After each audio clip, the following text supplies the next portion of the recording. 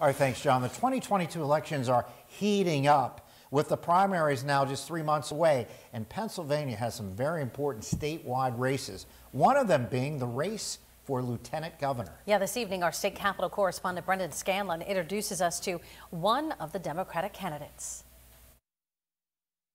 As a 10-year member of the legislature and as a son of 2 lieutenant colonels in the Army, Philadelphia Representative Brian Sims says he knows what's required for the job. What we need from a lieutenant governor right now more than any time in contemporary history is experience and discipline. Sims was the first openly gay person elected to the Pennsylvania legislature, and he would be Pennsylvania's first openly LGBT lieutenant governor. I'm very, very proud to have been the first out person elected to our state legislature. I am much prouder of the fact that I was not the last. We owe those in Pennsylvania. Sims would also be the first civil rights attorney elected to the position. He says fighting for equality has been a cornerstone to his career in public service. My life's work is equality. It's represented in all the policy that I have brought to the General Assembly. It's represented in my time as a civil rights attorney and as a disability attorney beforehand. With his background and experience in the legislature, he says he has what's necessary to carry out the 3 major roles of the lieutenant governor. Chair the Board of Pardons, something that's a very serious job to correct some of the ills of our broken criminal justice system.